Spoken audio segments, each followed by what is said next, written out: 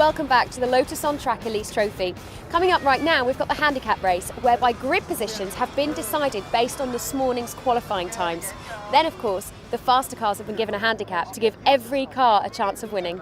Now that handicap comes in two forms. Partly it comes depending on when you start. Some will start 20 or 40 seconds after other drivers.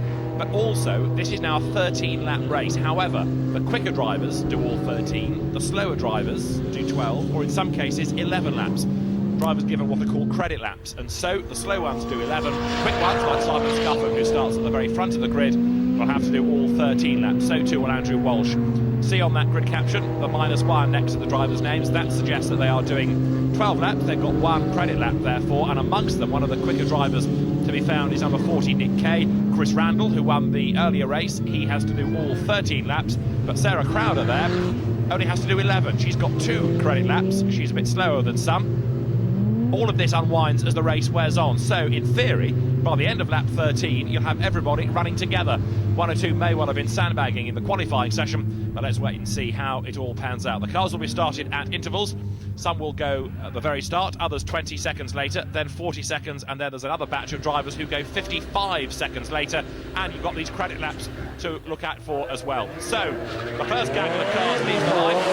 Simon Scuffham, one of the quicker drivers in this first grid, so too is number 6, Andrew Walsh, down towards the first corner then. You can see there, Simon Scuffham it is who grabs the lead as they turn their way through. Paul Golding, number 2, goes through. Nigel Gota, number 4, is another one to look out for.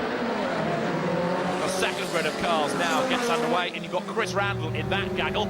He was the man that won the earlier race in fine style, and in fact Chris Randall there goes charging up on the inside, easily moving himself to the head of that gaggle of cars.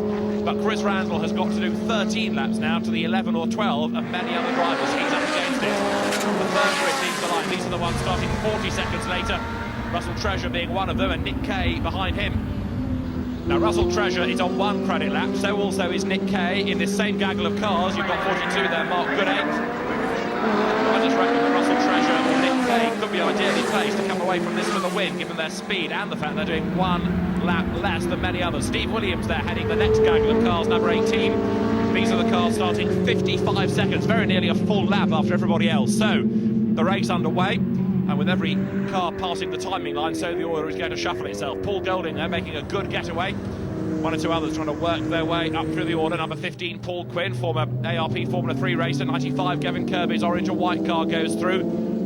And there is Sarah Crowder, who effectively leads the race at the moment because she has to do 2 laps less than most other drivers. Russell Treasure there behind Nick Kay. Now that could be significant. Nick Kay getting himself to the head of that little gaggle as they drop down towards the S's. Gavin Kirby goes through, charging his way up over the line. Christian Watkins could be the other dark horse in all of this, of course, because he managed to fool the handicapper to an extent at Brands Hatch to win there. Number 14, Hans Baumhart, going up towards the right-hander at Sear Corner. Number 13, Matthew Bartle comes through. 62 is one of the Vauxhalls that we have in the race. VX220 of Tom Chataway, but this is Mark Goodate's view. He gets it all crossed up, round he goes, coming into Russell. Wheel of tires, loads of revs as he gets it back in the right direction and carries on. That will have cost him a bit of time, but it didn't seem to lose him too many, if any, places at all. Nick Kay just diving up on the inside. Number 40, the white car, there it is. That's the one to watch now, the white Elise. Nick Kay returning to racing after a few years away. Helicopter pilot goes through, then up on the inside of Doug Setters, gaining ground. Remember, Nick Kay doing 12 laps against the 13 of some. He's got 1 credit lap, and that could well prove to be crucial. Number 8, Graham Walsh goes through. That was the car that ignited itself during the earlier race, the scratch race. The rest of the field comes pouring its way onto the Revit straight, and you can see there the Vauxhall in the hands of a hard-charging Tom Chataway looking to try to gain ground. Now that's Simon Scuffham, who led away from the line, now trying to work his way up through the order as they come down towards Russell. Remember that he's 2 laps behind some drivers because of the way that the credit laps work out. Sprinting his way now up past the pit, still striving to work his way up the order overall.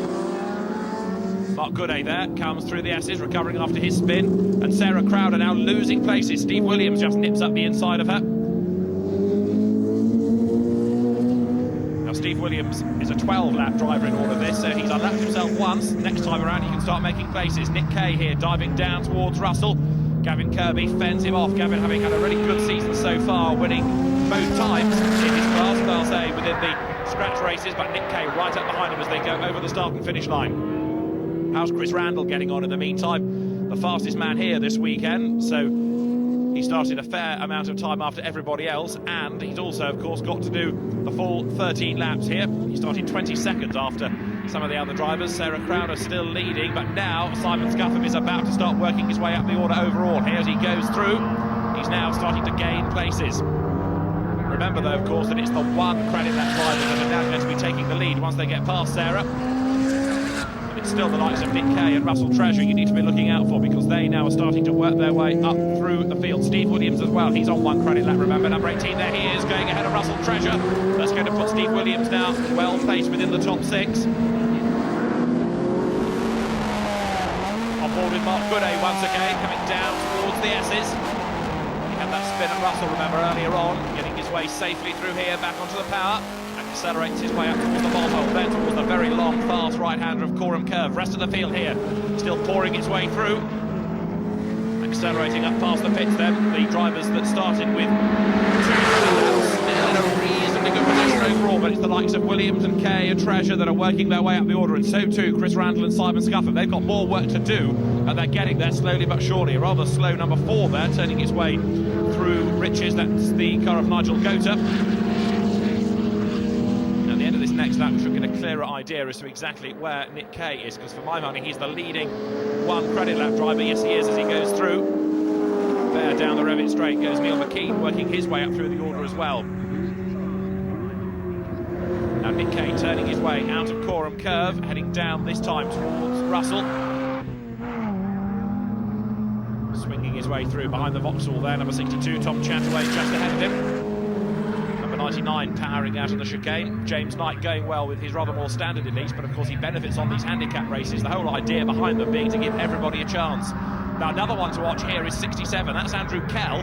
He's also working his way through the field. Nick Kay, in real terms, is the race leader now. Andrew Kell going well second behind him. And there you can see Steve Williams, who comes up across the line now. Steve Williams is the next one to watch here because he's catching Kell and over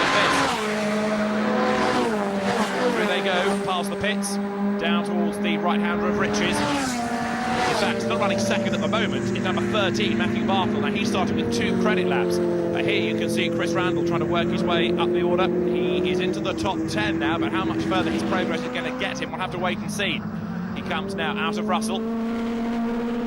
It's the white Elise, though, the one in the lead, number 40 of Nick Kay. And that car now sitting pretty, I think. Matthew Bartle is the best of the 2 credit lap drivers, and the fact that he's hanging on to such a good place overall means that handicapper may have been hoodwinked a bit by this. Now this is the battle for 3rd place, where Andrew Kell has got Steve Williams right up behind him. Down they come towards the S's. Kell just keeping Steve Williams at bay as they go left and then right, having to work their way past the theoretically slower cars that started ahead of them on the grid. The slower, less modified Class A drivers here with the 2 credit laps in many cases. Then powering their way from the S's up towards the bomb hole.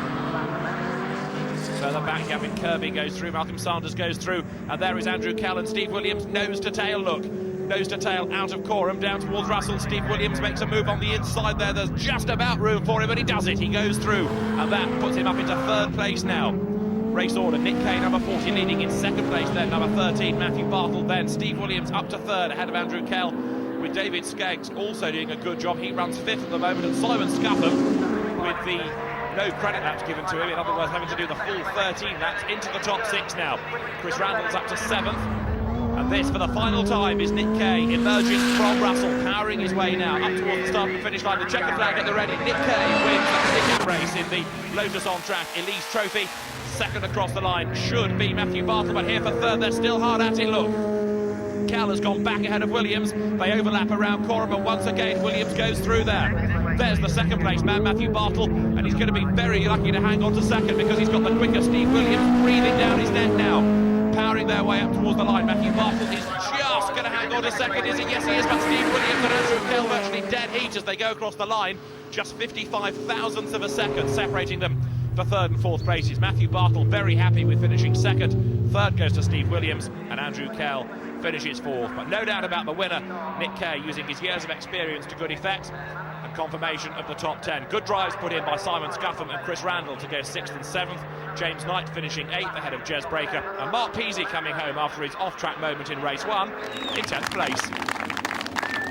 So the drivers head to the podium. Good drive by Steve Williams to give him third place. Matthew Bartle steps forward, having finished second. Thank you. And in so doing, wins Class A. He's got their MSVR to hand over the garlands, but from the top step of the podium, Nick Kay comes through. One credit lap under his belt, and he comes through to win the race overall. And a very impressive drive by Nick Kay, and another enthralling handicap race. Did you enjoy that race? That was much better. Had some real dices. The last couple of laps were really fraught. Excellent race with Andrew Kell. He's got a bit more power, so I passed him. Long straights, he passed again. So I passed him about 3 times and then managed to have him on the last lap, on the last corner, so it's quite good. Talk me through your race. Most of it was just being borne down on by the pack of the Class C cars. I could see them all behind me on my mirror from about the 10th lap onwards, and I was absolutely convinced they were all going to cross the line ahead of me. Tess Howell was difficult to get past, and we sort of went neck and neck into Richards and just managed to get through under braking there. Nick, very well done. But prior to the race, you were quite worried about the handicap, weren't you? Yes, I was actually, because twice today we had the belt go on the supercharger, so I wasn't able to finish by practicing. I only did 6 laps, and I wasn't able to do the first race either, so I only had 3 laps.